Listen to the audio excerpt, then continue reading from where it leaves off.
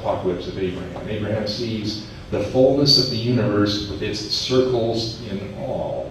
He sees a picture of creation with two sides. That is the hypocephalus. For the Egyptians, besides being the eye, it was the world, that which the sun encompassed.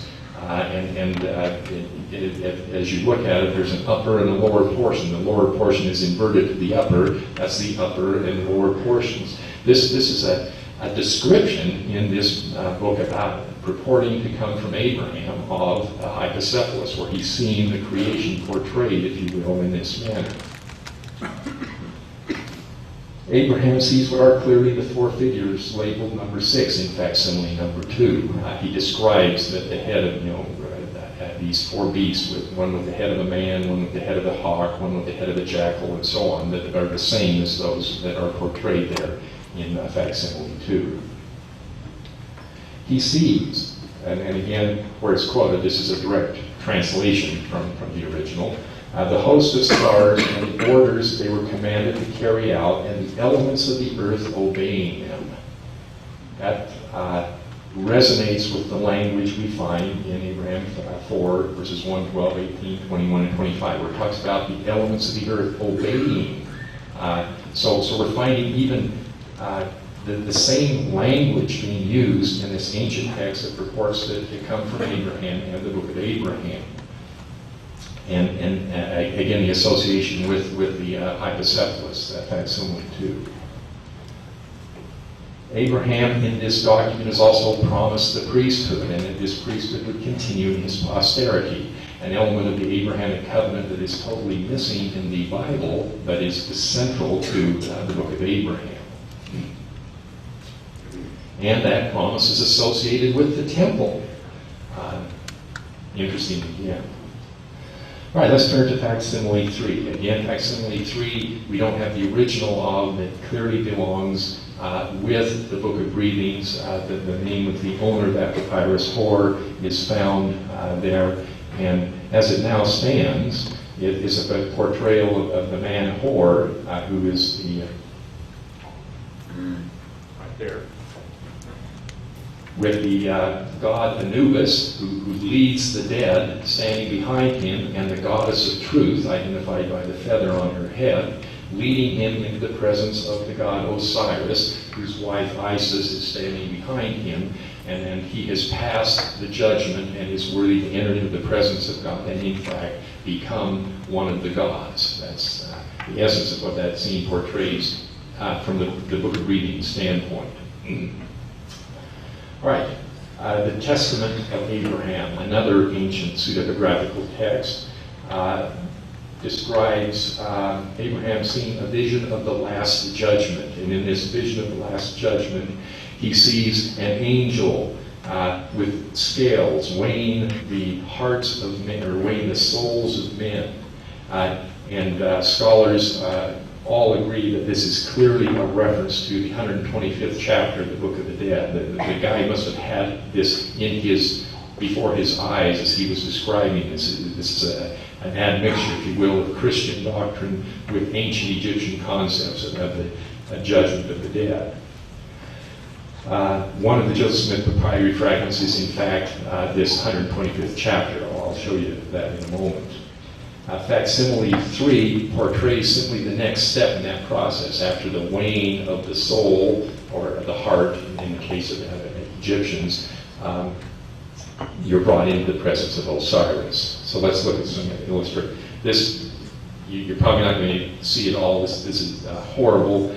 This is an indication of the state of preservation of these papyri, but the god Osiris is seated there, and the scales are down below, and the young lady is being brought into the presence of Osiris by the goddess of truth, and her name is never renewed. This is one tiny fragment of a Book of the Dead that is among the Joseph Smith Papyri.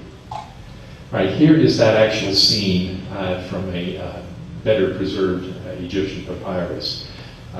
Here we have the man Hunefer is being brought by the god Anubis before the scales. His heart is being weighed against a feather, which has beautiful symbology in Egyptian, because your heart is at the center of your thoughts and your desires, and the feather is the Egyptian hieroglyph for truth and justice. And so you have to balance with truth and justice. The god Thoth, with the ibis head, is recording the results of that. And if you pass, then you're introduced into the presence of Osiris, and that's the scene on your right that forms basically the similar scene that is facsimile number 3. The animal standing underneath the scales there with the head of a crocodile, the front body of a leopard, and the rear body of a hippopotamus is a monster that if your heart doesn't balance, he gobbles your heart up, and then you're cast into outer darkness where there's mud and snakes and sewage, and it's I think it is a good personification of outer darkness. All right, so what I've done here is mirrored the Hugh Nefer papyrus so that it matches up the same direction as the Joseph Smith one, and you can see that it's simply portraying that final scene of that total judgment scene, and hence just such a scene in the Apocalypse of Abraham is, the Testament of Abraham is being described. Okay, the point. Several ancient Near Eastern documents associate the scenes that we understand as being facsimile 1, 2, and 3 with Abraham.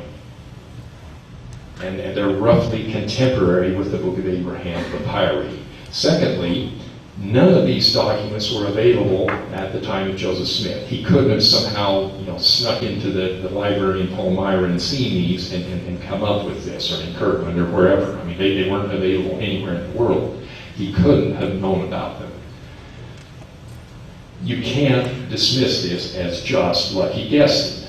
I mean, you guess one. When I give exams, I give a lot of multiple choice, and if the students don't know, they don't do well in the exam, right? You flip a coin, and 1 out of 4, you're not going to do well in an exam. Joseph Smith hit the nail on the head 3 times with these representations being associated with Abraham anciently. How can that be just lucky guessing? I mean, if so, he's the best guesser in the world. We have to listen to him anyway. All right, at the end of this video, Richard Moo, I don't know how to pronounce his name, Mao, okay. He's a Mao now, right? Okay, he's head of a seminary in California, Fuller Seminary in California. He says, are the doctrines taught in the Book of Abraham credible? Are they the sort of things we should bet our life on? And, with the implicit answer, heck no, because of all of this mountain of evidence that they've shown us that it's not true. Well, yes, they are. They're certainly worth betting our life on. The Book of Abraham contains some of the most beautiful and poignant doctrines of the Restoration. The pre-existence, our eternal nature as human beings, that the council in heaven, a much better portrayal of the creation. There's beautiful and wonderful doctrine there. We might respond, do we want to bet our eternal lives on the opinions of scholars? I think that would be an apt question, and I would wonder what their response would be. Let me close with this statement from Hugh Nibley, which I think sums up nicely what I've been trying to put across here. The words of the prophets cannot be held to the tentative and defective tests that men have devised for them. Science, philosophy, and common sense all have their right to their day in court. But the last word does not lie with them. Every time men in their wisdom have come forth with the last word, other words have promptly followed. The last word is a testimony of the gospel that comes only by direct revelation.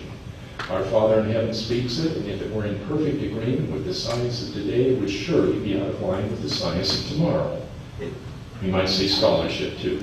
Let us not, therefore, seek to hold God to the learned opinions of the moment when he speaks the language of eternity. Thank you.